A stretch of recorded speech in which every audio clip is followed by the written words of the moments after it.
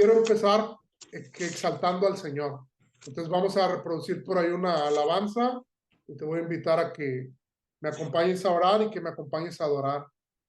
Amado Padre, te honramos y te reconocemos, Señor, y nos entregamos a ti en cuerpo, en alma y en espíritu, Señor, porque tú eres nuestro Dios y te amamos, Padre. Tú eres tan bueno, Señor, y tan fiel, Señor, y queremos adorarte. Gloria a ti.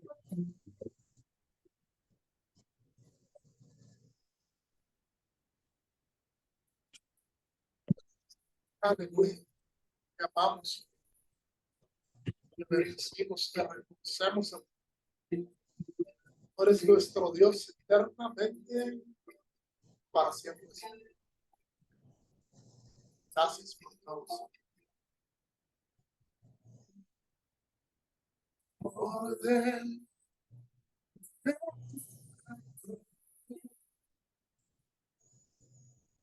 postraré hoy a ti.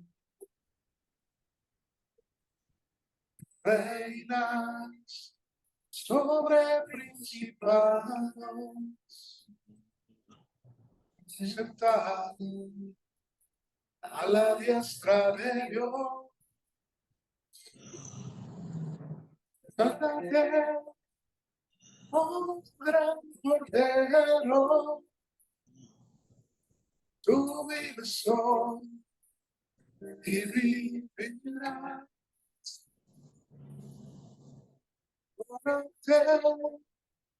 Con mi alabanza, tu nombre es el vencedor. Cantamos a ti, Jesús. Tú eres el Rey de Reyes, porque tú eres el Señor de señores. Oh, desde tu gran trono me postraré hoy aquí. Reina principado, sentado a la diestra de Dios. Sántate, oh gran Cordero, tú vives hoy y vivirás. Cómate con mi alabanza, eres el vencedor.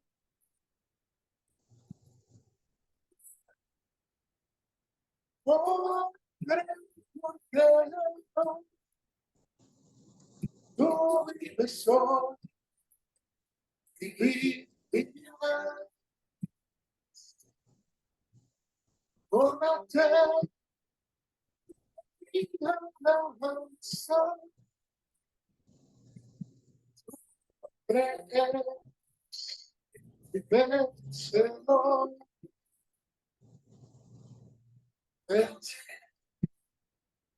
Tú eres el que ha vencido.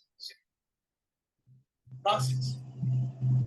Gracias, porque tu victoria nos ha dado vida, nos ha dado identidad, nos ha dado frutos.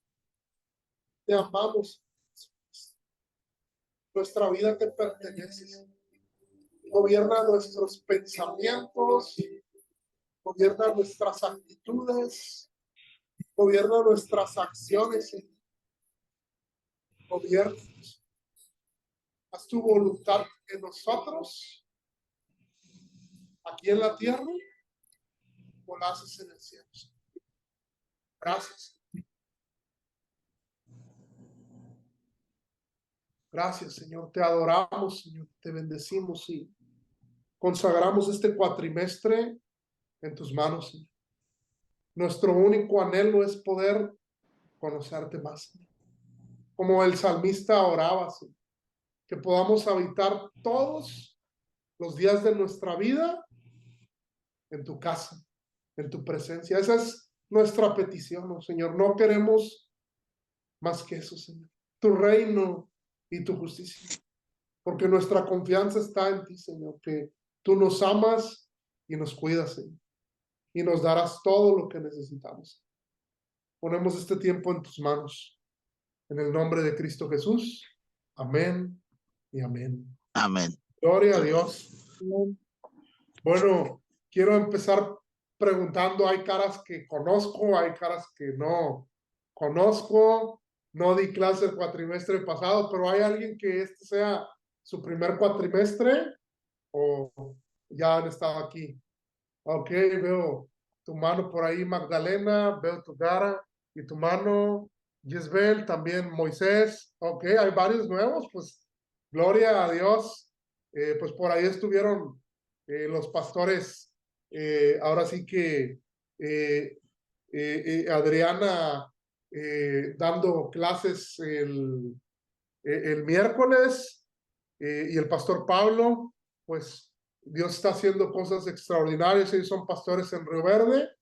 Pues para los que no me conocen, soy el pastor Pepe y por gracia estoy pastoreando la iglesia de Aguaviva Altamira y estamos para servirles. Pues vamos a empezar con buenas noticias para algunos, a lo mejor para otros malas noticias, pero desde ahorita les voy a decir cuál es su examen. Los que ya llevaron algún cuatrimestre, ¿alguien de aquí llevó algún cuatrimestre conmigo? No, ¿verdad? ¿Alguien llevó Santiago ya conmigo? No.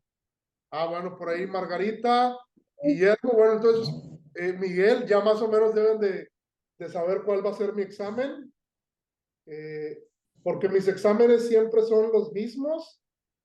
Me gusta mucho que podamos abrazar la palabra de Dios. Entonces, mi examen tiene la ventaja de que lo van a poder estudiar desde el primer día.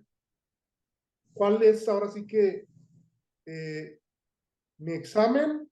Pues es que nos vamos a aprender de memoria el capítulo 1 de Juan, desde el versículo 1 hasta el versículo 17. Juan 1, del versículo 1 al versículo 17, de memoria. Los niños, cuando van cuando suben al área de niños, se aprenden un versículo por día. Por aquí, la maestra Itza, no sé si sigue siendo maestra de niños o no, pero fue maestra de niños mucho tiempo. No sé si a alguien más de aquí le ha tocado servir alguna vez en niños.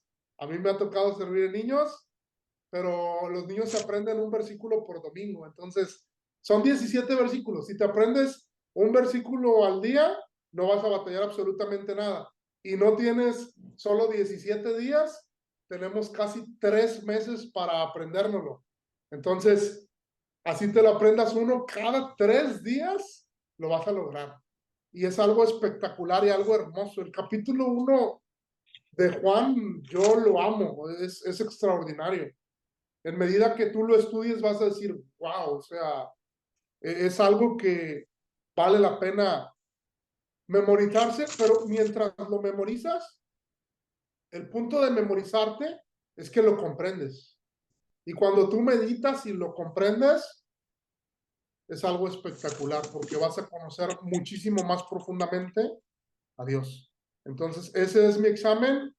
Yo los presiono un poco porque si los dejo ser, no lo hacen. Entonces, por ahí vamos a estárselos revisando, probablemente a lo mejor una vez cada 2 semanas o una vez cada 3 semanas, pero quiero ver avances. Eso es más por ustedes que por mí. A mí, no es mala onda, pero a mí me va a quitar tiempo revisárselos. Pero el que yo se los revise va a provocar que ustedes los estudien de verdad. Entonces, lo hago más por amor a ustedes que por mí.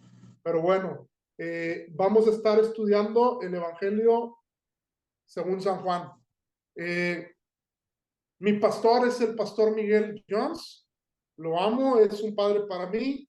Yo tuve, por gracia de Dios, el privilegio de vivir 3 años en su casa.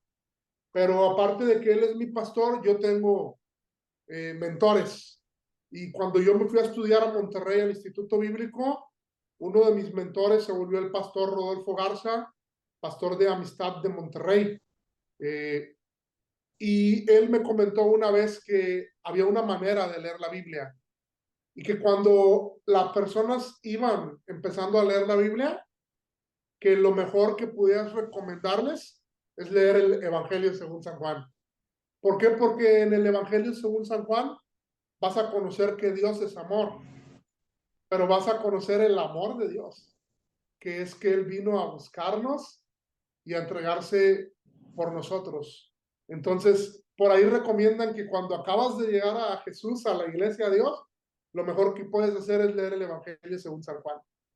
Después recomiendan que lo mejor, después de que hayas leído el Evangelio según San Juan, porque el Evangelio según San Juan te revela a Jesús como Dios. Después de que hayas leído el Evangelio de Juan, te recomiendan leer el libro de Romanos, que ya tuvieron la oportunidad de llevarlo varios. ¿Cuántos de aquí llevaron el libro de Romanos? Muchos.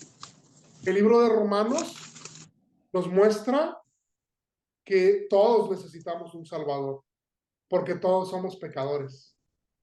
Entonces conocemos a Jesús como nuestro Salvador, conocemos que somos pecadores, y después de eso te recomiendan leer el libro de los Hechos, porque en el libro de los Hechos se expande la buena noticia de la salvación para absolutamente todos en la iglesia. Es algo hermoso.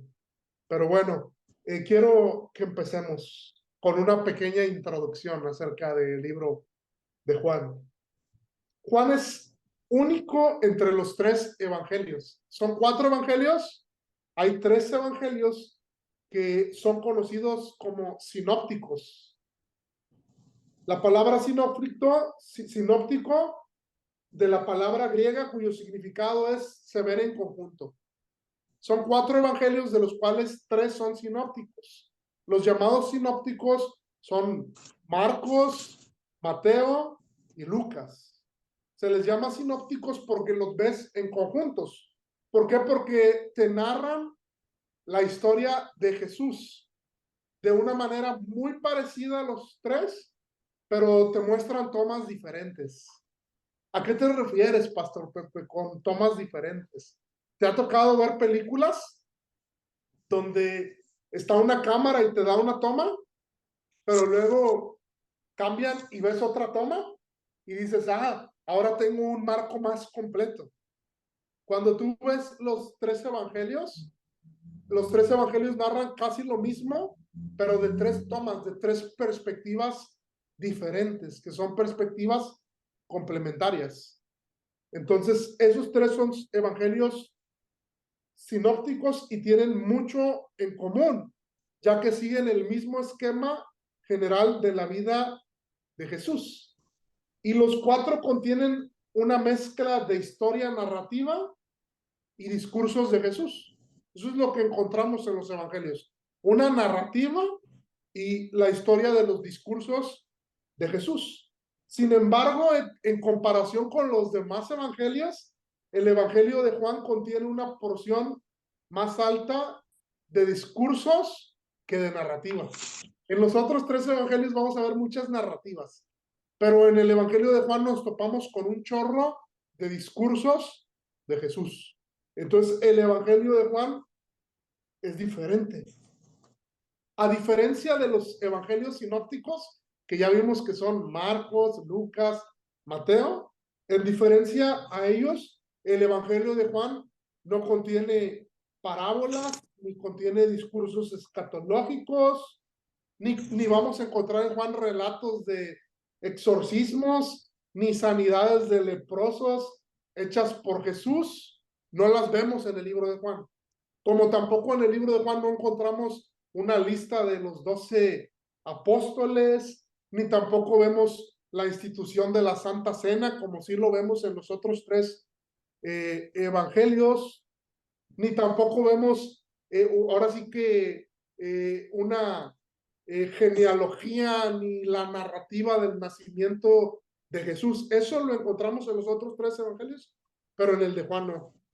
A mí me gusta porque, por eso me gusta dar Juan. Es muy diferente a los demás. En el Evangelio de Juan no vemos tampoco la tentación de Jesús ni tampoco vemos la agonía de Jesús en el Getsemaní, ni tampoco nos habla acerca de la ascensión. Es totalmente diferente. ¿Sabes? En el Evangelio de Juan encontramos muchísimo material que nos habla acerca de la vida de Jesús que no encontramos en los evangelios sinópticos. En pocas palabras, el evangelio de Juan es 90% completamente diferente a los otros 3 evangelios. Los otros 3 evangelios tocan casi los mismos temas, los 3, mostrados de perspectivas diferentes, pero el evangelio de Juan, el 90% de lo que leemos, no habla las mismas historias, narrativas o vivencias de Jesús que los demás. Pero bueno, entonces, ¿qué encontramos? ¿O con qué nos vamos a encontrar en el Evangelio de Juan? En el Evangelio de Juan nos vamos a encontrar no con el nacimiento físico de Jesús, como nos lo encontramos en los otros, pero nos vamos a encontrar con algo que los teólogos describen como su preexistencia. ¿Qué es su preexistencia? Cuando te lo aprendes de memoria vas a ver que dice, en el principio era el verbo y el verbo estaba con Dios y el verbo era Dios. Eso es la preexistencia. ¿Qué es la preexistencia? Que Jesús existía aún antes de la creación de todas las cosas. Por eso él estaba con Dios y él era Dios. Eso es la preexistencia. ¿Por qué? Porque Jesús no fue creado. Jesús es creador. Y el Evangelio de Juan me lo va a decir después. Dice, por medio de él fueron hechas todas las cosas y sin él nada de lo que fue hecho ha sido hecho. Pero bueno, ya me estoy adelantando un poco a los versículos.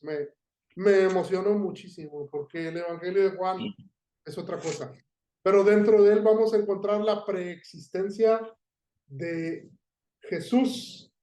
Vamos a encontrar la encarnación de Cristo en el 1:18, porque luego nos vamos a topar con que dice aquel verbo. ¿Cuál verbo?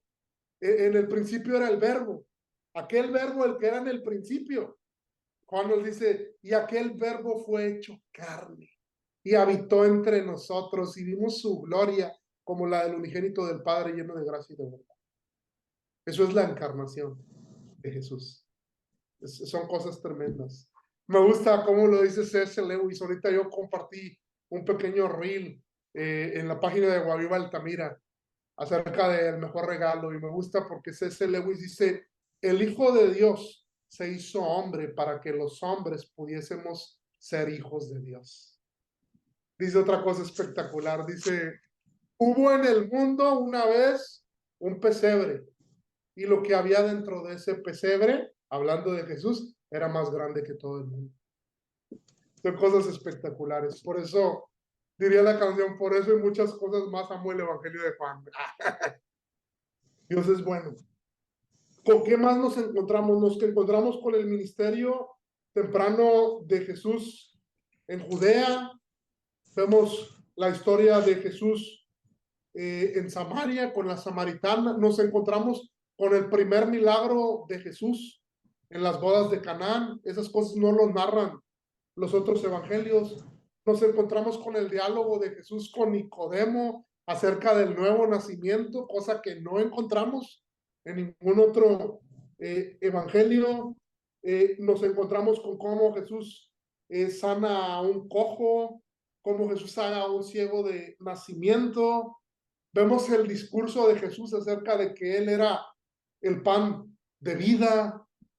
Vemos cómo su afirmación en Juan 7:37-38 de que él era el agua viva. Nos vamos a encontrar con cómo Jesús se apropia de el nombre de Dios Por eso lo querían aprobar, porque vamos a ver los yo soy. Yo soy el pan de vida, yo soy el agua viva, yo soy la puerta, yo soy el camino, la verdad, la vida. Y al él predicar a los judíos y decirles a ellos, yo soy, él está diciendo que él es Dios. Porque cuando Dios se le revela a Moisés, Moisés le pregunta, ¿y quién les voy a decir que me envía? A los israelitas que estaban en Egipto. ¿Y qué le contesta a Dios? A Moisés. ¿Alguien sabe? Si alguien sabe, que me ayude, que abra el micrófono. ¿Quién les voy a decir que me ha enviado? ¿Qué le dice Dios?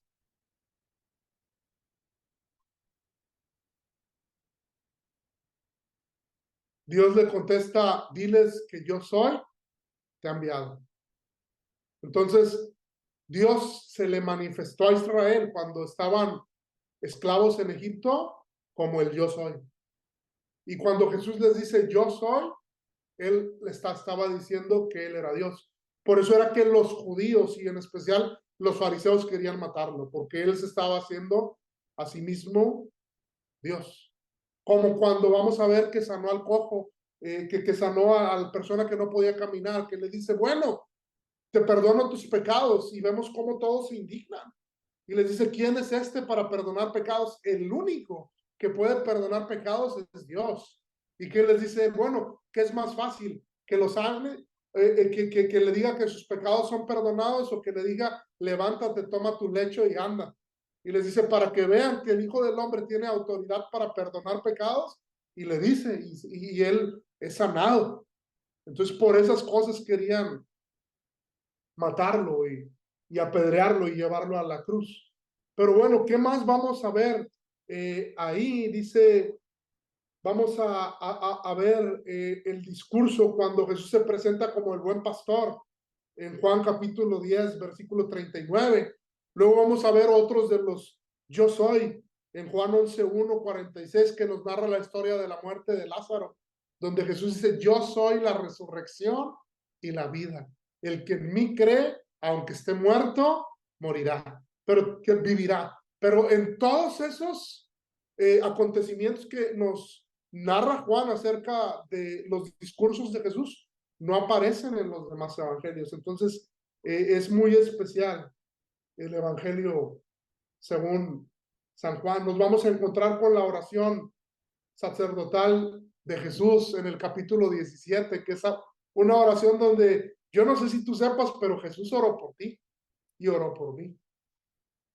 Porque Jesús le pidió al Padre, le dijo, Padre, no solo te pido por ellos, porque los envió, sino dijo, también te pido por los que van a creer a través de ellos.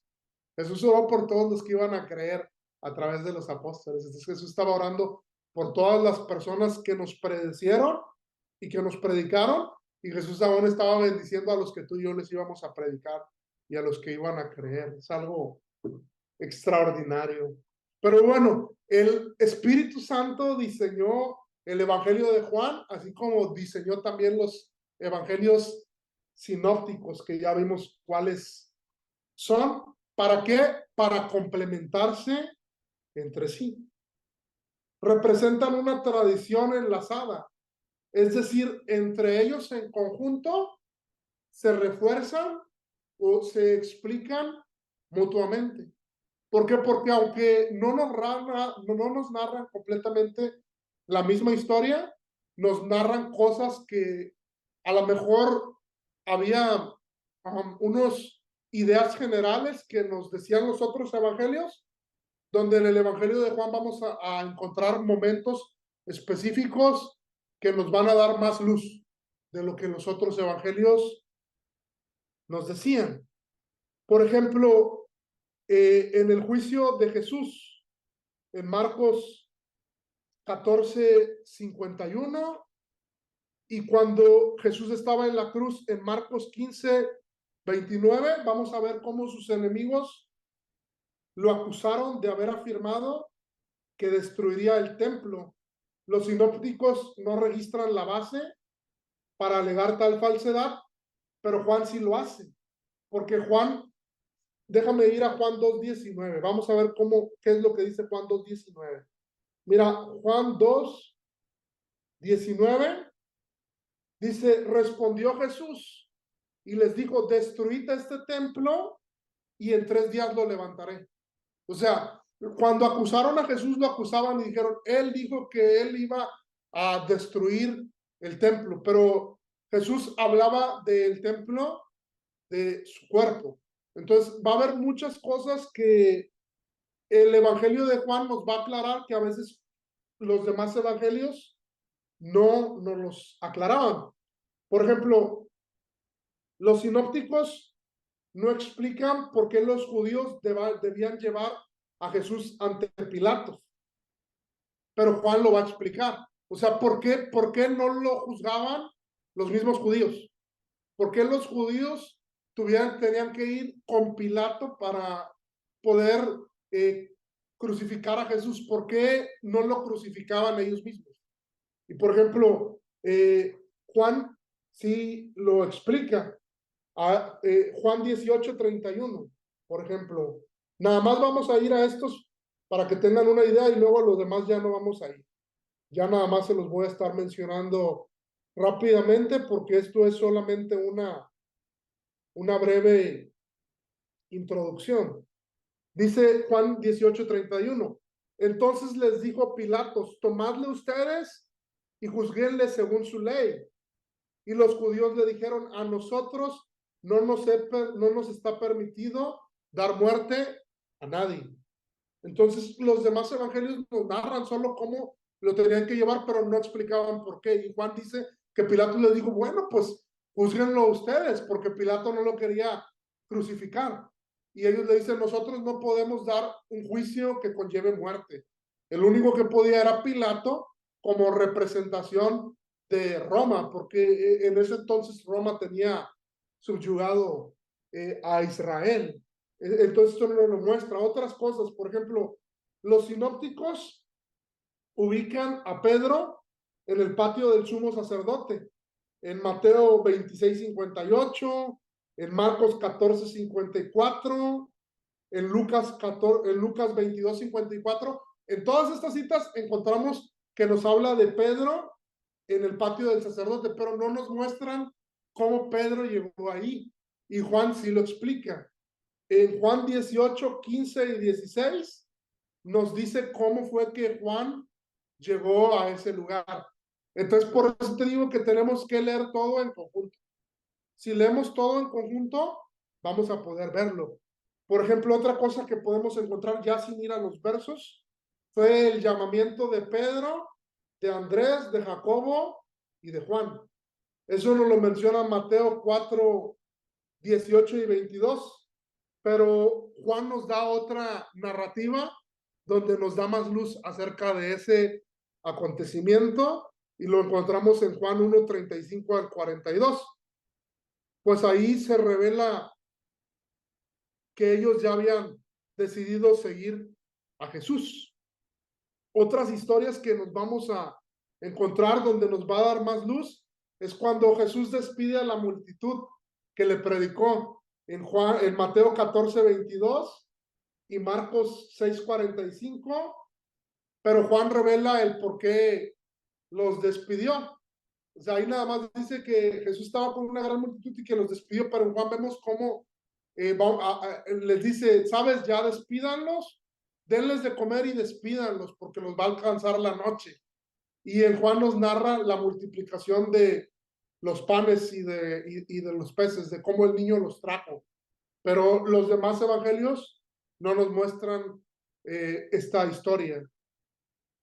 La información de fondo no solo hace más visibles y entendibles los pasajes que en los sinópticos, sino también vemos cómo Juan escribió décadas después de los demás. Juan fue un libro que se escribió después de Lucas, después de Marcos, después de Mateo. Más adelante vamos a ver el detalle de en qué fechas se escribió. Pero bueno, las narraciones de Mateo, de Lucas y de Marcos sobre el nacimiento de Jesucristo, en Juan las vamos a ver diferentes, como ya mencioné. Lo vamos a ver, pero cómo Jesús era preexistente. También vamos a ver un poquito más acerca de la familia de Jesús, pero desde la perspectiva de Juan, en Juan 2:12.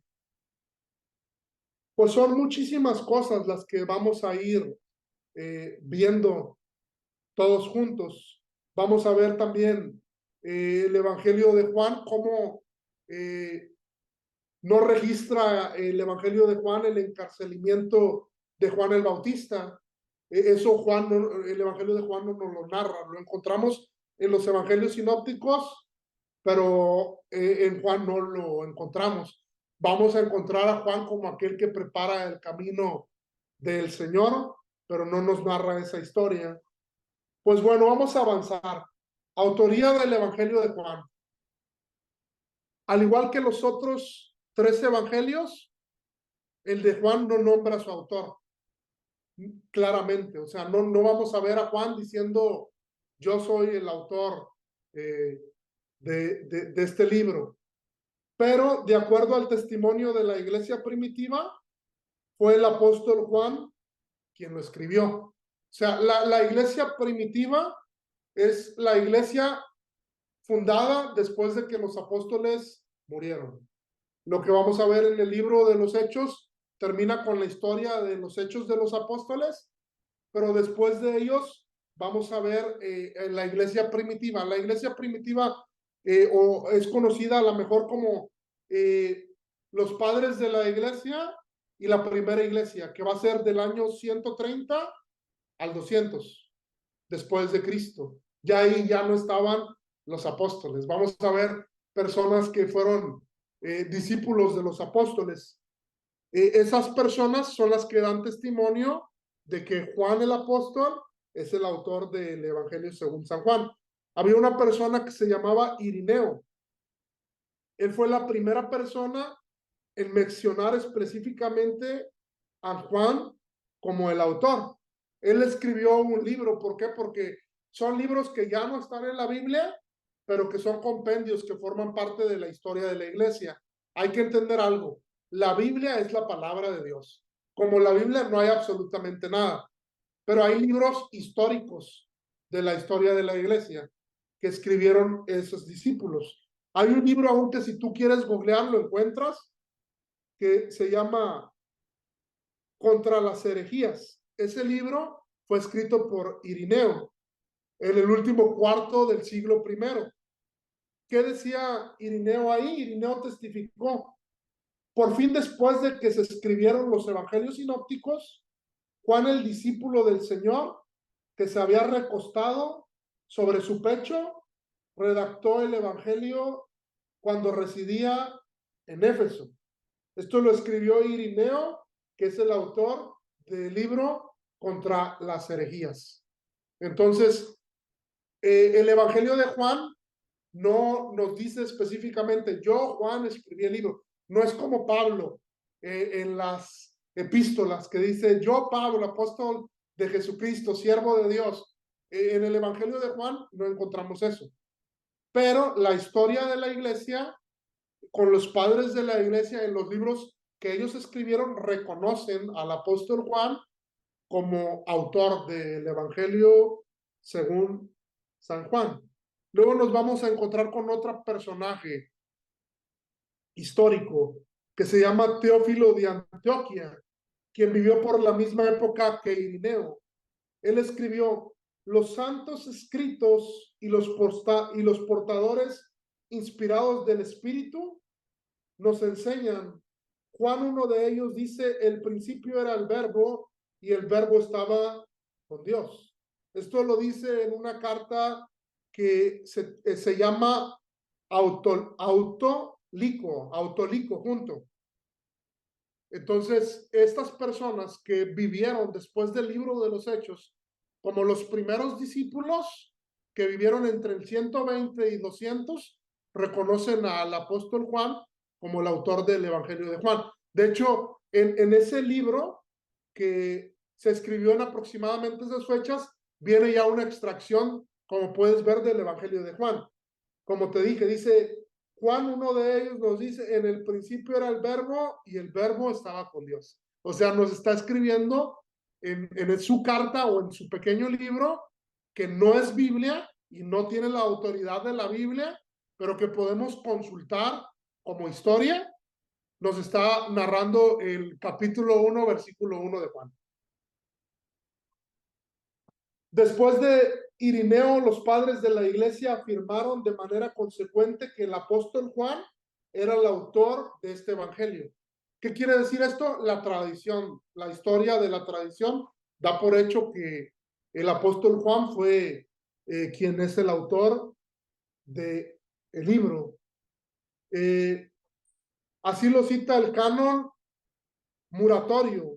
¿Qué es el canon Muratorio? Si tú lo llegas a investigar aún en Google, el canon Muratorio es una lista de libros neotestamentarios del segundo siglo, del siglo II. Y ese canon, cuando se realizó, hubo personajes, ya no vivían los apóstoles, pero personajes que eran importantes en ese entonces, que estaba en la iglesia. Personajes como Tertuliano, Clemente de Alejandría, Orígenes, Dionisio de Alejandría y Eusebio. Si tú buscas estos nombres, tú los vas a encontrar como personajes importantes en la iglesia cuando ya no estaban los apóstoles, pero que eran las primeras bases de la historia de la iglesia cristiana. Ya llevaron la historia de la iglesia ustedes aquí con Michelle, ¿no?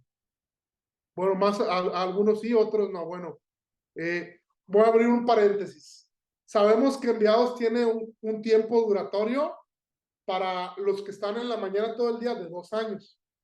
Para los que están en línea, sabatinos o nocturno, de 3 años. Pero eso es un tiempo nada más para graduarte. Pero siempre hay materias que no has llevado, siempre hay misiones, siempre hay evangelismos, siempre hay visitas a asilos. Entonces siempre animamos que aunque tú te gradúes, si tienes la oportunidad de llevar clases que no has llevado, pues Instituto Enviados sí es un instituto, pero también es un movimiento donde queremos hacer la obra de Dios y seguir siempre constantes. Entonces, aunque termines, siempre los invitamos a que si pueden llevar alguna clase y mantenerse conectados, pues que lo hagan, porque pues de cajón sí vas a llevar muchas clases, pero también va a haber muchas clases que no vas a llevar si solo cursas esos 2 años.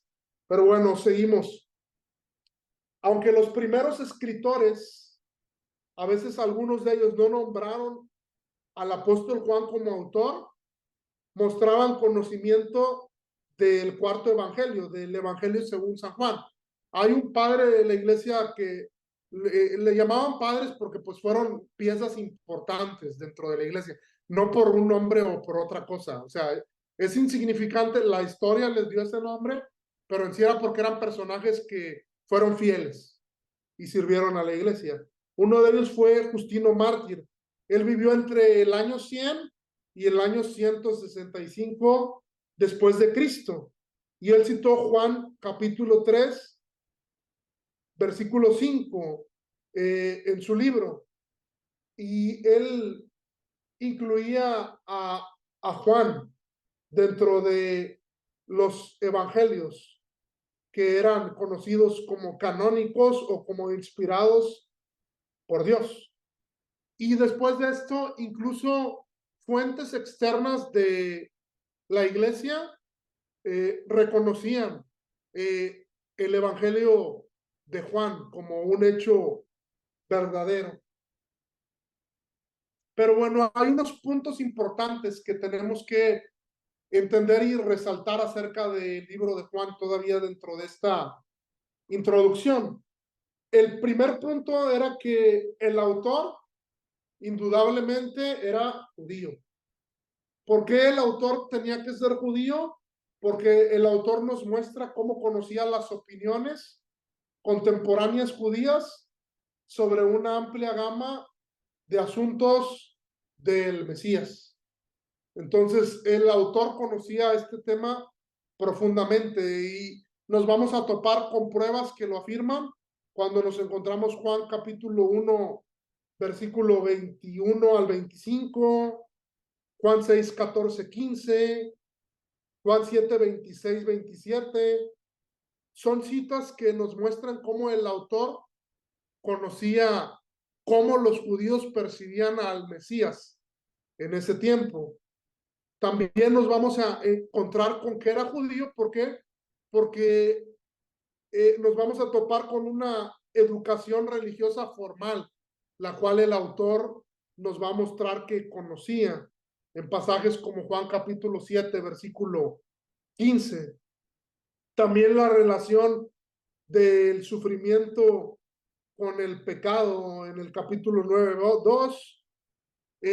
Nos damos cuenta que era judío porque vamos a ver cómo conocía la actitud de los judíos en su relación con los samaritanos. Cuando nos narra esa narrativa con la mujer samaritana, nos muestra cómo los judíos y los samaritanos no se llevaban, y no se llevaban desde muchísimo antes. ¿Por qué? Porque cuando el pueblo, parte del pueblo había sido llevado a la cautividad, el pueblo se había mezclado con otras personas, y aunque después habían regresado a Israel, los samaritanos ya no eran judíos 100% puros. Entonces por eso no se llevaban, no los dejaban entrar al pueblo y adorar. Por eso vemos que la samaritana le dice, bueno, ustedes dicen que se tiene que adorar allá, pero nuestros padres dicen que debemos de adorar acá. ¿Quién tiene la razón? Entonces, el autor del libro conocía todas esas circunstancias. Vemos cómo también nos narra dentro de esa narrativa cómo los judíos hombres no solían platicar con las mujeres. Por eso se sorprende la mujer samaritana cuando Jesús le habla. Le dice, me habla siendo mujer y luego me habla siendo samaritana. Entonces, el autor muestra el conocimiento acerca de todas esas cosas. También nos muestra costumbres judías, nos muestra costumbres acerca de la necesidad de la purificación, cuando se volvían impuros por algunas costumbres. Entonces el autor obviamente conocía todas estas cosas. Nos narra en las bodas de Canaán las costumbres matrimoniales que existían en todas esas épocas, donde el padre tenía que pagar muchísimas cosas de la boda y tenía que ser una fiesta que tenía que durar muchos días, y como para ellos era una vergüenza que se les acabara algo. Por eso fueron con Jesús y le dijeron, la mamá de Jesús le dijo, convierte el agua en vino. ¿Por qué? Porque si se acababa era una vergüenza para toda la familia. Entonces encontramos cómo conoce las costumbres matrimoniales. Encontramos cómo el autor conocía las diversas fiestas de celebración del pueblo judío, porque en el Evangelio de Juan nos vamos a encontrar cómo nos va a narrar con la fiesta judía de la Pascua, cómo nos va a hablar un poco acerca de la fiesta de los tabernáculos, de las fiestas de las enramadas, de Hanukkah. Entonces nos encontramos con todos estos detalles. También vamos a ver cómo el autor conocía la relación judío-palestina que se vivía en aquellos momentos aún geográficamente, porque nos va a narrar cómo conocía Betania, cómo conocía el Jordán, cómo conocía muchísimos lugares geográficos y cómo conocía las distancias entre ellos. Pero bueno, va a haber muchísimas cosas que vamos a ir aprendiendo acerca de esto. Vamos a poder ver cómo el autor era indudablemente un testigo ocular de todos los detalles específicos que nos va narrando, especialmente cuando él mismo dice, bueno, había un discípulo al cual Jesús amaba que se recostó sobre su pecho. Obviamente estaba haciendo la narrativa de él mismo, que era Juan. Y muchos de estos detalles, como ya mencionamos, no van a aparecer o no aparecen en los libros sinópticos, que son Marcos, que son Lucas, y que por ahí es también Mateo. Pero bueno, hay cosas, como te digo, que era un testigo ocular, que nos dice solamente él, como él nos dice cuánto tiempo estuvo Lázaro en la tumba. Si no hubiera estado ahí, no hubiéramos podido saberlo. Nos dice cuánto tiempo estuvo Jesús en Sicar, nos dice el tiempo preciso en el cual ocurrieron muchísimos acontecimientos, que no podría decírnoslo si no hubiera estado él presente. Él, por ejemplo, fue el único en decir que en la alimentación de los 5,000, los panes del niño estaban hechos de cebada. Él es el único que nos da ese detalle. Los otros evangelios no nos lo mencionan. Es el único que nos menciona que cuando María ungió los pies de Jesús con perfume, es el único evangelio que nos dice que la casa se llenó de su fragancia. Los demás no lo podían decir ahí, pero al él dar esos detalles, él nos muestra que él estaba ahí. Él pudo checar esos detalles específicamente. Él nos narra que durante la entrada triunfal, las ramas que el pueblo le tendió junto al camino, él nos dice, eran de palma. Él nos revela muchísimos detalles específicos que los otros no nos mencionan. Que había soldados romanos en el grupo que acompañó a Judas cuando había vendido a Jesús en el Getsemaní, que la túnica de Jesús no tenía costuras. Juan nos lo narra cuando se echaron, narran que echaron suertes por ellas los otros evangelios, pero este nos da el detalle de que no tenía costuras. Pero bueno, otro punto importante, el autor tenía que haber sido a fuerzas un apóstol. ¿Por qué? Porque estaba íntimamente al tanto de lo que pensaban y de lo que sentían los otros 12 apóstoles. Los hechos que nos va a narrar acerca de los sentimientos específicos que tenían alguno de ellos era porque él tenía que ser una persona del círculo íntimo de Jesús. Y por último, el autor era el apóstol Juan. Es notorio que el apóstol Juan, mencionado alrededor de 20 veces en los evangelios sinópticos, no se mencionó ni una vez en su evangelio. No es fácil pensar en una razón por la cual alguno de los primeros cristianos deberían omitir toda mención acerca de esto. Pero bueno, el autor es el apóstol Juan. En lugar de nombrar Juan como autor, el evangelio afirma haber sido escrito por el discípulo a quien Jesús amaba. Eso lo describe en Juan capítulo 21, 20. Pero bueno, yo tengo una pregunta para ustedes. No importa si no se la saben. Si se la saben, pues me gustaría escucharlos. ¿Quién era el apóstol Juan? ¿Alguien sabe quién era?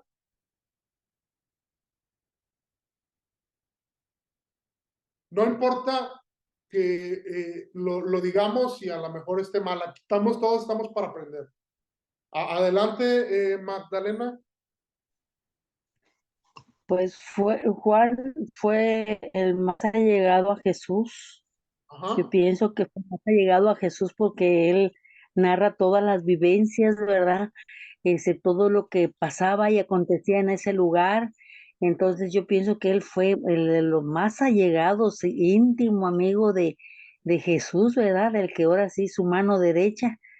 Ajá. En otros, he sabido yo que que se narra que que era hermano de él.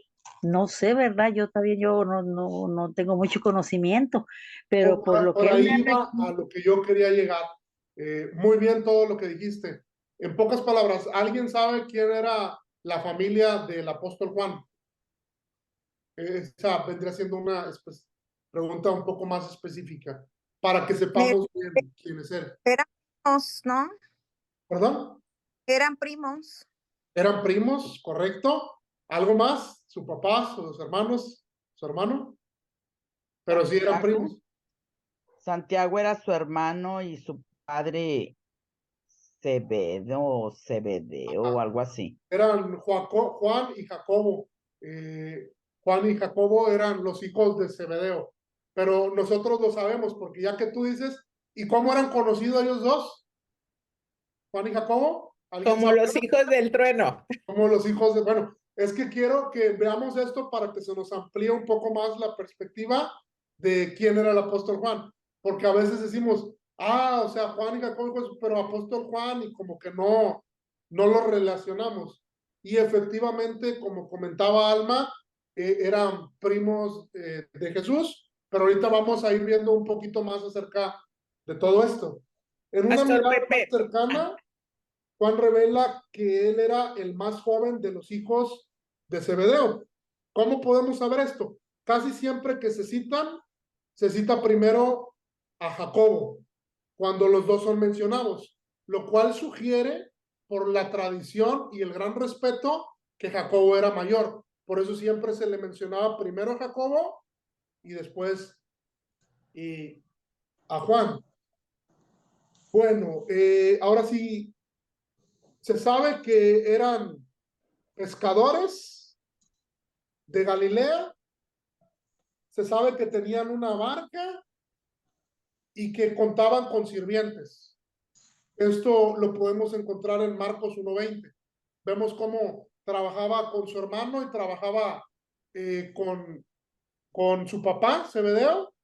Vemos cómo ellos no eran pescadores nada más, ellos tenían barca o tenían barcas.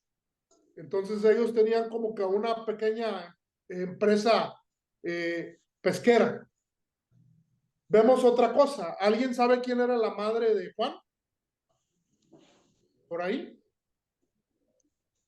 La madre de Juan era una mujer llamada Salomé. Esto lo encontramos en Marcos 15:40. Y Salomé, y en Mateo 27:56. Salomé era una mujer. Bueno, todas las mujeres verdaderamente son una bendición tremenda de parte de Dios para todos y son una bendición tremenda para la iglesia. O sea, las mujeres siempre están sirviendo, las mujeres se ponen la camisa, fueron y corrieron y fueron las primeras que llegaron a la tumba a buscar a Jesús y yo le doy gracias a Dios por la vida de las mujeres. Salomé era una mujer que contribuía financieramente al ministerio de Jesús. Esto lo encontramos en Mateo 27:55 y 56. Y no nada más, o sea, las mujeres son un ejemplo, o sea, cuando encontramos en el libro de los Hechos a Lidia, que era una mujer que vendía púrpura, vestiduras, que Dios abrió su corazón, esa mujer se volvió una mujer que sembraba y respaldaba el ministerio de Pablo. ¿Por qué? Porque indudablemente Dios siempre provee para su obra, pero para extender el reino de Dios siempre es importante los apoyos financieros. Y esta mujer Salomé, la Biblia nos dice que contribuía al ministerio de Jesús. Y ella había sido hermana de María, la madre de Jesús. Por eso eran primos, como mencionaba Alma. Eso lo podemos encontrar en Juan capítulo 19, versículo 25. Entonces, como bien mencionaban, Juan y Jesús eran primos. Pero bueno, avanzamos un poquito más a seguir conociendo y ampliando un poquito nuestra mente acerca de quién era este apóstol Juan. Junto con su hermano Jacobo, con Pedro, el que encontramos en la Biblia como Simón, pero que Jesús le cambió el nombre a Pedro, eran compañeros de pesca. Y Juan era, aparte de eso, también era uno de los 3 discípulos más íntimos de Jesús. Es algo bien tremendo porque, o sea, Jesús estaban el grupo de los 120. Luego estaba el grupo de los 12. Y aún dentro del grupo de los 12, Jesús tenía un círculo todavía más cercano y más íntimo. y Juan era uno de los tres que estaban en este. No sé si se acuerdan que dentro de un grupo, Jesús tomó a algunos y se transfiguró delante de ellos, pero solo lo hizo delante de ese pequeño grupo. Juan formaba parte de ese pequeño grupo. Eso lo podemos encontrar en Mateo 17:1, en Marcos 5:37, en Marcos 13:3 y 14:33, un poquito más acerca de este pequeño grupo íntimo de Jesús. Después de la ascensión de Jesús, Juan, aparte de ser un apóstol, llegó a ser uno de los líderes de la iglesia en Jerusalén. Conocemos esto un poquito para que se nos refresque la memoria. Todos sabemos que se convirtió el apóstol Pablo y que el apóstol Pablo fue llamado a ser un apóstol de los gentiles. ¿Estamos de acuerdo? Y nos encontramos como él empezó a predicarle a los gentiles. Pero hubo un momento donde Pablo dijo, bueno, no me quiero equivocar. Dios me habló y esto es una muestra de humildad tremenda. Porque a pesar de que Pablo era un apóstol, Pablo honró a los que lo antecedían, que eran los 12. Y en el libro de los Hechos nos encontramos cómo Pablo sube a la iglesia de Jerusalén y sube precisamente para hablar con el liderazgo de la iglesia de Jerusalén, que era Juan y que era Jacobo. Pero este Jacobo no es, este Jacobo de la iglesia, que era pastor de la iglesia de Jerusalén, no es Jacobo, el hermano del apóstol Juan de Zebedeo. Este Jacobo es Jacobo Santiago, el hermano de Jesús. Si te llego a revolver en algo, puedes preguntar con confianza. Estamos aquí para aprender. Pero bueno, el punto es que Juan, aparte de ser un apóstol, formaba parte del liderazgo de la primera iglesia del libro de los Hechos, que fue la iglesia de Jerusalén. Pero bueno, vamos a avanzar. De acuerdo con la tradición, Juan pasó las últimas décadas de su vida en Éfeso. Allí fue obispo de las iglesias en la región circundante. Esto no nos lo narra la Biblia, esto es según la historia de la iglesia, lo que escriben las demás personas, los primeros cristianos. En la historia se da por hecho que la última etapa de la vida de Juan la vivió en Éfeso. Pero bueno, esto lo dice una persona, como ya vimos, que se llama Clemente de Alejandría, y él escribió por ahí 3 cartas en la historia de la iglesia. También lo dice Irineo en la misma carta que ya vimos de contra las herejías, y lo dicen algunas otras personas más. Después de eso, del 98 al 117 después de Cristo, recordamos que Juan fue el último de los apóstoles. Por eso se corrió el rumor. ¿Te acuerdas que cuando iba Pedro y iba Juan por ahí, se acerca Pedro y como que se corrió el rumor de que Juan, en la historia de la iglesia se había corrido el rumor de que Juan nunca iba a morir. Se había corrido el rumor porque Pedro le había preguntado algo a Jesús y Jesús le dio a entender como que eso a él no tenía por qué interesarle. Pero bueno, el último en morir, que también Juan era el más joven. ¿Te acuerdas que cuando Jesús murió iba corriendo a la tumba Pedro y te dice, y otro discípulo, pero el otro llegó antes. Llegó antes porque pues era más joven y corría más rápido. Entonces, por lógica, al él ser más joven, fue de los últimos en morir. Entonces, del 98 al 117 hacia el final de su vida, lo desterraron a la isla de Patmos. Y en la isla de Patmos, allí fue donde escribió el libro de Apocalipsis. ¿Por qué? Porque Juan escribió el Evangelio según San Juan, pero también escribió el libro de Apocalipsis y lo escribió desde la isla de Patmos. Pero bueno, Juan era conocido, a veces hasta lo dicen jugando, como el apóstol del amor. Porque vemos el libro de Juan y es muy bonito, nos habla mucho de amor. De hecho, cuando el apóstol Juan ya estaba viejo, nos narra en primera, segunda, tercera de Juan, cómo escribe él ya anciano. Y él escribe ya anciano y dice, dice, no hay mayor gozo que yo tenga que el escuchar que mis hijos, dice, permanecen en la verdad. Qué bonito, ¿verdad? Y él oraba y él decía que él deseaba que fueran prosperados en todas las cosas como prosperaba su alma. Qué bonito. Qué bonitas oraciones. Pero no siempre Juan fue muy amoroso, que digamos. Ya por ahí algunos mencionaban que eran conocidos como los hijos del trueno. ¿Por qué eran conocidos como los hijos del trueno? ¿Qué actitudes habían tenido o mostrado? Por ¿Alguien su sabe? carácter ¿Eh? muy fuerte, por su carácter muy fuerte.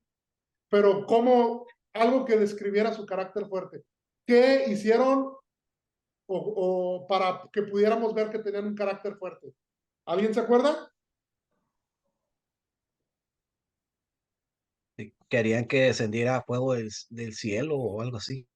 Exactamente, o sea, imagínate, ¿te imaginas tú que tuvieras unos discípulos y que dijeras, bueno, pues fui y prediqué al moralillo y no se arrepintieron, hay que hacer que descienda fuego del cielo?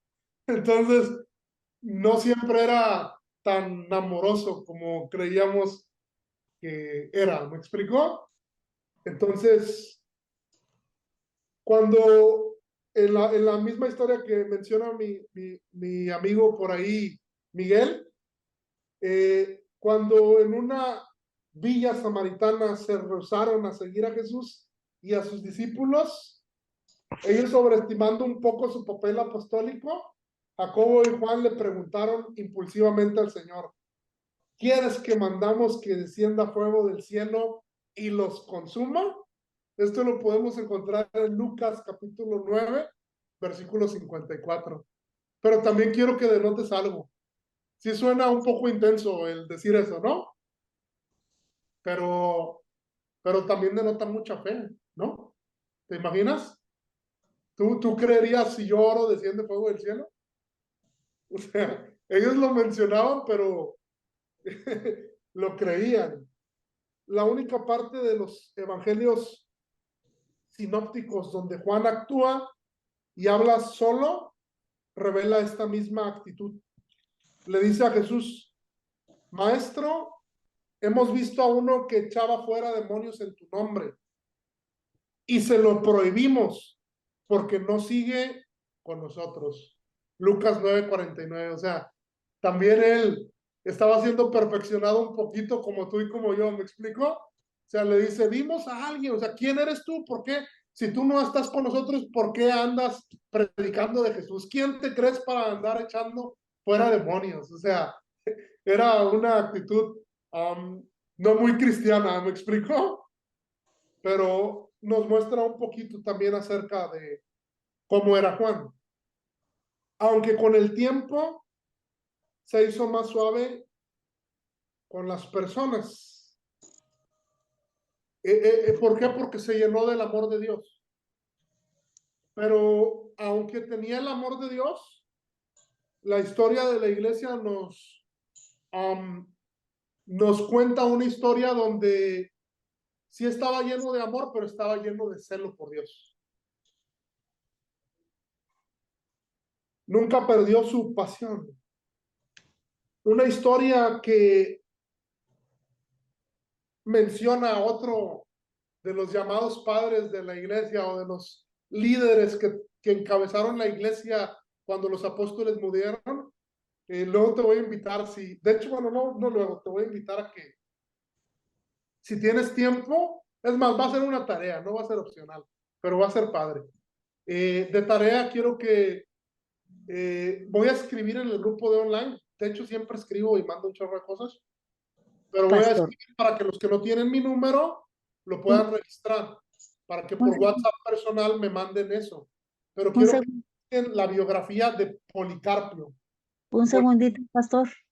Policarpo. Un segundito, pastor. Pastor, ¿me escucha?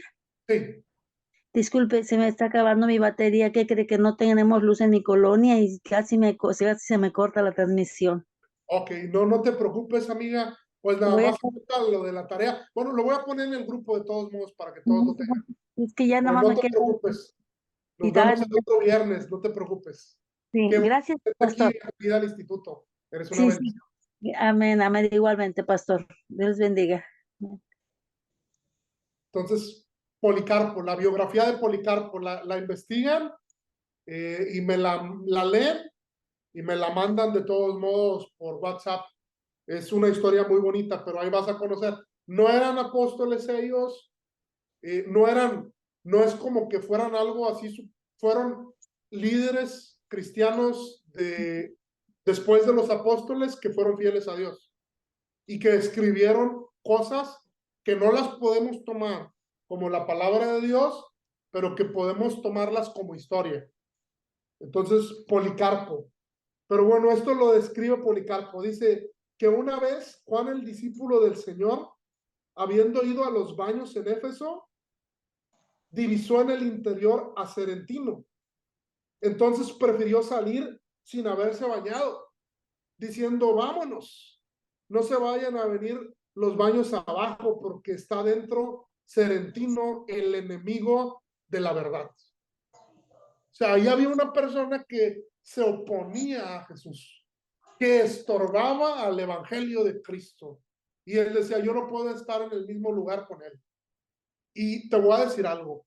A veces en Cristo tenemos que tener mucho cuidado porque sí predicamos el evangelio, pero a veces nosotros damos oídos a personas que son enemigos de la verdad de Cristo y terminan haciéndonos deslizar.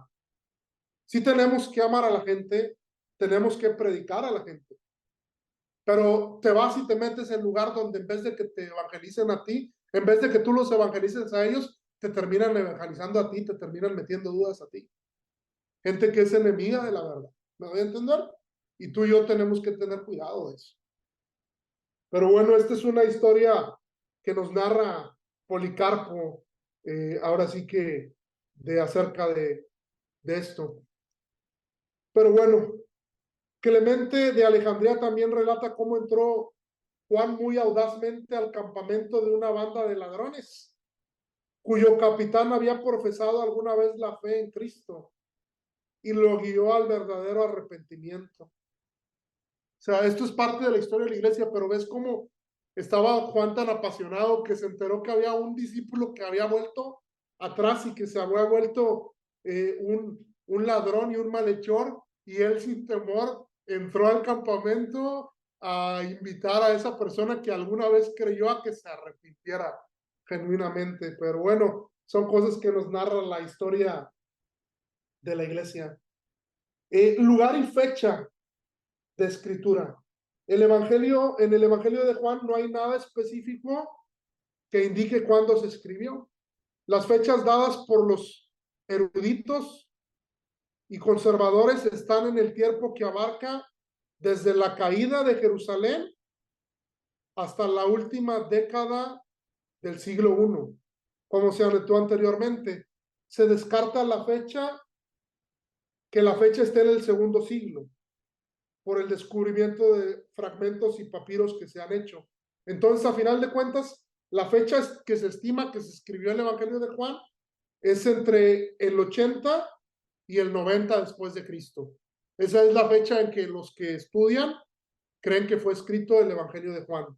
Ya vimos que el autor, pues viene siendo Juan, el hermano de Jacobo, y el hijo de Zebedeo. Y fue escrita entre el 80 y el 90 después de Cristo. Juan se escribió mucho después de la muerte de Pedro. Se estima que el apóstol Pedro murió entre el 67 y el 68 después de Cristo. Juan se escribió hasta el 80 y 90. Por el rumor que te había dicho, había un rumor de que Juan viviría para ver la segunda venida. ¿Dónde nace este rumor? Nace en Juan capítulo 21, versículo 22 y versículo 23. Esa cita sí te la voy a leer. Juan capítulo 21, versículo 22. Juan 21, versículo 22 y 23. Dice que cuando Pedro le vio, dijo a Jesús, ¿y qué de este? Hablando de Juan. Y Jesús le dijo, si quiero que él quede hasta que yo venga, que a ti, sígueme tú. Entonces, como Jesús le respondió a Pedro, ¿a ti qué? Y le dijo, si yo quiero que este viva hasta que yo regrese, por eso se había corrido el rumor de que Juan iba a vivir hasta la segunda venida del Señor. Pero después vemos que, como no, Juan en Patmos muere. Pero bueno, muchísimas cosas más. ¿Cuál es el propósito de Juan? El propósito de Juan, también te lo voy a leer. Juan es el único de los evangelios que contiene una declaración precisa sobre el propósito del libro. Y esa declaración precisa del propósito del libro la encontramos en Juan capítulo 20, versículo 31. Juan 20, 31. Me gustaría que alguien lo leyera. Si alguien puede ayudarme, por favor, y leer Juan capítulo 20, versículo 31. Ahí nos dice cuál es el propósito por el que este libro fue escrito. Amén. Amén. Adelante. ¿Lo leo? Perdón. Sí, léelo. Ya primero gana. Ok. Dice, pero estas se han escrito para que creáis que Jesús es el Cristo, el Hijo de Dios, y para que creyendo tengáis vida en su nombre. Para eso se escribe. Por eso se recomienda leer primero el libro de Juan cuando vas empezando.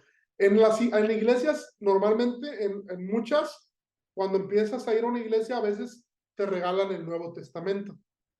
Y hay iglesias donde en vez del Nuevo Testamento, te regalan solo el libro de Juan. Para que cuando vas y aceptas a Jesús, te lo regalan y los leas. Pero bueno, ese es el objetivo del libro de Juan. El objetivo de Juan era doble. Era apologético porque era para que creas que Jesús es el Hijo de Dios. Y era evangelístico. ¿Por qué? Porque dice, para que creyendo tengas vida en su nombre. En aras de mantener su propósito evangelístico, Juan usó el verbo creer cerca de 100 veces. Ese verbo, esa palabra creer, aparece en el libro de Juan cerca de 100 veces. Y esa palabra aparece en Juan más del doble que en los sinópticos. Es el libro donde más aparece la palabra creer. Para enfatizar que quienes creen en Jesús para salvación reciben vida eterna. Juan menciona eso, lo vamos a encontrar muchas veces en Juan 3:15, Juan 3:16, Juan 3:36, Juan 4:14, Juan 5:24, Juan 5:39 y 40, Juan 6:27, Juan 6:33, Juan 6:35, Juan 6:40, Juan 6:47 al 48. O sea, una infinidad de veces enfatiza la palabra creer y enfatiza que cuando creemos tenemos vida eterna. Por eso es que recomendamos que este sea de los primeros libros que una persona pueda leer. Y el propósito apologético de Juan es inseparable de su propósito evangelístico. Apologética quiere decir, la apologética es el estudio de la defensa de nuestra fe. Más adelante vamos a impartir esa clase, pero es como te digo, lo que pasa es que, o sea, para empezar, mira, nunca debemos de dejar de estudiar la Biblia. Pero como somos personas y somos humanos, nosotros decimos, bueno, la primaria, ¿cuánto dura? Ah, la primaria dura esto, 3 años. Ah, ¿cuánto dura la secundaria? No, pues otros 3 años. ¿Cuánto dura la universidad? No, pues 4 años. O sea, eso está en nuestra mente. Entonces nosotros, aunque somos cristianos, ¿y cuánto dura el instituto? ¿Y cuánto dura la licenciatura? Nunca deberíamos de dejar de estudiar. Debemos de estudiar la Biblia todos los días de nuestra vida. Entonces, por ejemplo, yo puedo asegurar algo sin estar seguro, pero puedo asegurar que nadie de los que está aquí, aunque tenga más tiempo y se vaya a graduar, ¿hay alguien que ya llevó la materia de apologética? Entonces, hay un chorro de materias que no. Entonces, tenemos que estudiar mucho.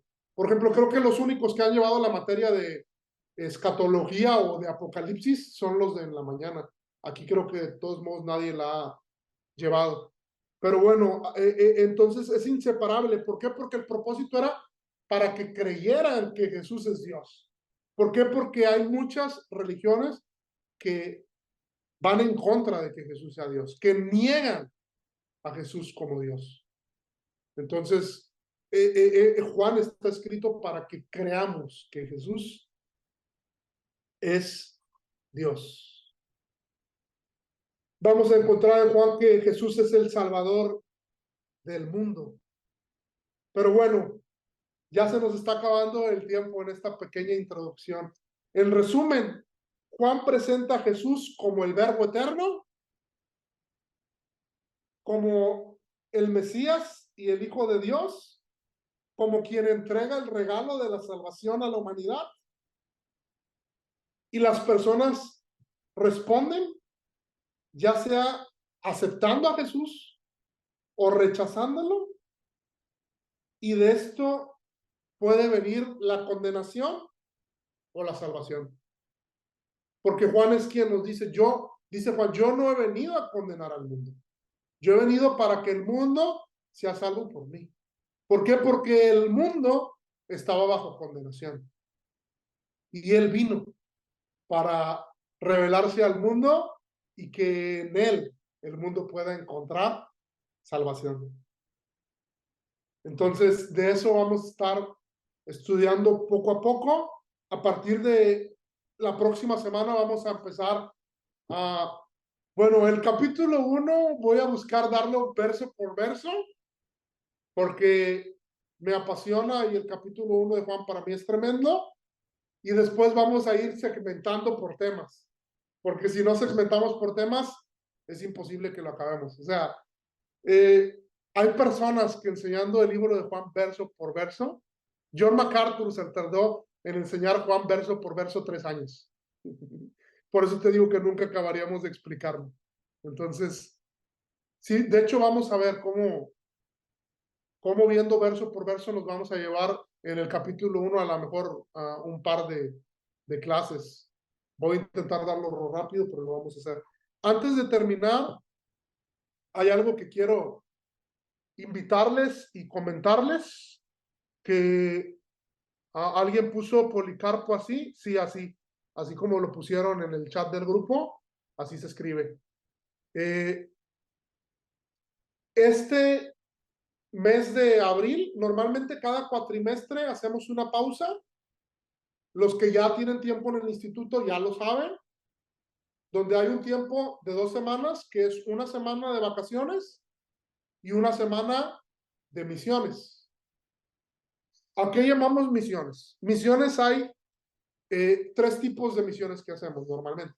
Una misión que hacemos es a iglesias hijas, que vamos a iglesias de Agua Viva que pueden estar Reynosa, Altamira, Veracruz, Río Verde, lo que sea.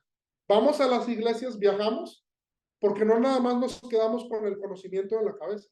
Queremos que ese conocimiento baje al corazón y que dé un fruto de servicio, un fruto de querer alcanzar almas para Dios, un fruto de arrepentimiento. A mí no me interesa que tienes que pasar el examen, pero más que pases un examen, me interesa que des un fruto. Me interesa que seas una mejor esposa. Me interesa que seas un mejor esposo. Me interesa que sean unos mejores padres. Me interesa que sean unos mejores discípulos, que honren a sus líderes. Me interesa que sean unos mejores ovejas, que honren y que apoyen a sus pastores. Me interesa que sirvan a su iglesia, que amen a su iglesia, que le digan a su iglesia, aquí estamos como discípulos de Cristo. Lo estuvimos mucho tiempo para recibir, pero queremos dar, queremos servir. Yo predicaba el domingo en Altamira y yo decía, los seguidores de Jesús se quedan en la orilla. En Lucas, capítulo 5, versículo 3, Jesús subió a la barca y le dijo a Pedro, ¿me prestas tu barca? Sí. Y le dijo, ¿me empujas a la orillita? ¿Por qué? Porque Pedro era un seguidor. Pedro no podía ir en ese entonces más allá de la orilla. Hay gente que solo son seguidores, que son congregantes, que se van a quedar en la orilla. ¿Por qué? Porque no van a querer servir, no van a querer dar. La multitud, los seguidores van a la iglesia a una palabra que nosotros decimos. Cuando vas el domingo a la iglesia, normalmente ¿a qué dices que vas? ¿A qué? ¿Alguien que se le venga a la mente? A Voy recibir. a recibir. La multitud y los seguidores siempre quieren recibir. Los discípulos van a dar. Dan su servicio. ¿Sí me estoy dando? Dan su generosidad para que el reino de Dios se siga expandiendo. La gente que es generosa da. O sea, un discípulo, ya, un multitud y un seguidor pide. ¿Te ha tocado pedir? Quiero consejería. ¿Puedes darme otra consejería? ¿Puedes darme otra consejería? ¿Puedes darme otra oración? ¿Puedes hacerme otra? ¿Sí entiendes? Un discípulo da. Un discípulo ora por otros. Un discípulo le da consejería. ¿Sí me estoy dando a entender? Por eso luego en 5:4, que es la palabra rema de Aguayo Altamira, Jesús le dice, ve a las aguas más profundas y echa las redes. Porque los discípulos van a las aguas profundas. ¿Me explico? Pero bueno, este abril no vamos a salir a misiones. Por primera vez yo creo que en enviados no va a haber misiones. ¿Por qué? Porque vamos a hacer, adelante Nora, vamos a tener un campamento donde vamos a salir todos y los invito a todos a que participen, que empiecen a ahorrar desde ahorita. En vez de ir una semana a un viaje misionero, solo vamos a ir 2 días a un lugar. Vamos a tener un campamento de todos los enviados porque queremos que ese campamento, sí vamos a tener algunas dinámicas, unos juegos, unas convivencias, pero vamos a estar predicando acerca de lo que es el perfil de un enviado. O sea, ¿cuál es el propósito de tener un instituto? ¿Cómo queremos lo que creemos que Dios va a hacer contigo al ser un estudiante del instituto? ¿Sí me voy a entender? Que obviamente va muy cercano a ser un discípulo de Jesús. Entonces les vamos a pasar las fechas. Obviamente va a ser como que estamos viendo opciones, pero habíamos pensado en algún hotel como el Cumbre Cine en el Cielo, o a lo mejor algunas cabañas como las que fue el grupo de jóvenes hace poquito. Entonces sí te va a costar obviamente a lo mejor 1,800 pesos, 2,000 pesos, pero queremos que sea algo perfecto, algo padrísimo. ¿Me explico? Entonces desde ahorita empieza a ahorrarte 100 pesos, 200 pesos, porque va a salir más o menos en eso. Te estoy diciendo desde ahorita para que cuando llegue el momento no digas, ala, es que no tengo nada. Entonces a todos los grupos, como su servidor primero que nada, como amigo y como director del instituto, desde ahorita les estoy diciendo que se preparen. Pero te voy a decir algo, yo estoy orando y le digo, Señor, hemos hecho misiones, hemos hecho evangelismos, hemos hecho servicios, tenemos clases, tenemos noches enviados, tenemos muchas cosas, pero yo dije, Señor, yo quiero que este campamento sea lo mejor que se ha hecho en el instituto de todos los tiempos. Esa es nuestra meta. Queremos que sea algo que cuando estés triste, que cuando estés deprimido, que hayan pasado 15 años, que sea algo que recuerdes y que te anime. Eso es lo que estamos orando. Entonces, desde ahorita, váyanse preparándose para eso. Pues vamos a orar. Padre, te adoramos y te damos gracias, porque eres tan hermoso, Señor, porque eres tan grande, tan majestuoso, tan bello, tan incomparable, Señor. Porque tú nos hiciste a nosotros y no nosotros a nosotros mismos, Señor. Señor, oramos que a través de este evangelio nos sorprendas, que abras nuestro entendimiento y nos permitas comprender lo grande, lo inmenso, lo admirable que eres, Señor. Y que podamos ser cautivados por ti, Señor.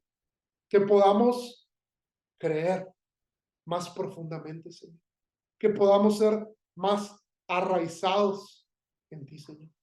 Bendigo a cada uno de estos hombres, de estas mujeres, de estos jóvenes, y te pido que toques sus vidas y que, como predicaba el domingo, que pasen de seguidores a discípulos, que empiecen bendiciendo a sus familias, que sigan bendiciendo a sus compañeros de trabajo, que sigan bendiciendo a sus vecinos, que sean, como dice Romanos, el mundo espera la manifestación de los hijos de Dios, que manifiesten tu presencia, Señor, y tu amor, Señor, en donde estén, Señor. Gracias por este tiempo. En el nombre de Cristo Jesús. Amén y amén. Pues ahorita les escribo por el grupo cualquier cosa que necesiten, si ocupan que oremos por algo o ocupan alguna consejería o lo que sea, tanto yo como todo el staff del instituto estamos siempre para servirles. Qué gusto verlos, ya los extrañaba. Mi Dios les bendiga grandemente.